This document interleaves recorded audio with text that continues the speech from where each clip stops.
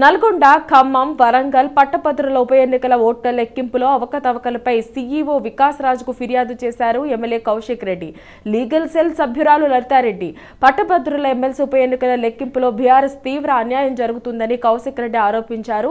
రాకేష్ రెడ్డికి వచ్చిన ఆధిక్యాన్ని లిస్టులో తీన్మార్ మల్లన్నకు చూపిస్తున్నారని మండిపడ్డారు. సీఈఓ వికాస్ రాజుతో పాటు ఆర్ఓ వెంటనే స్పందించి తమకు న్యాయం చేయాలని ఆయన డిమాండ్ చేశారు.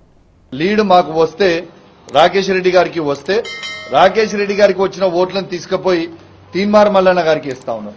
ఇది తీవ్రమైన అన్యాయం అని చెప్పి మేము ఆర్ఓ గారికి ఆడ మా అభ్యర్థి అయిన రాకేష్ రెడ్డి గారికి కంప్లైంట్ ఇస్తా ఉంటే అక్కడ స్పందించకపోతే మేము ఇప్పటికే కోరుతా ఉన్నాం. దయచేసి ఆర్ఓ గారిని కోరుతా ఉన్నాం, వికాస్ రాజ్ గారిని కూడా కోరుతా ఉన్నాం.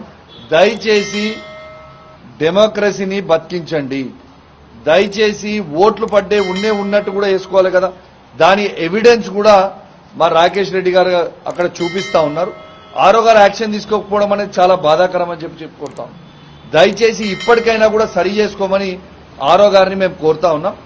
వెంటనే వికాస్ రాజ్ గారిని కూడా దీని మీద ఇంటర్ఫియర్ అయి వెంటనే యాక్షన్ తీసుకోవాలని కూడా మేము కోరుతా ఉన్నాం.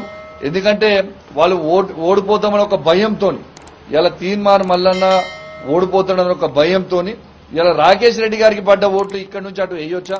ఇది కరెక్టా?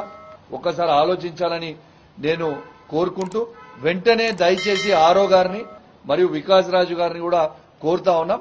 దీన్ని వెంటనే సరి చేసుకోవాలని కోరుకుంటూ సెలవు తీసుకుంటా ఉన్నాం. జై తెలంగాణ, జై కేసీఆర్. నమస్కారం.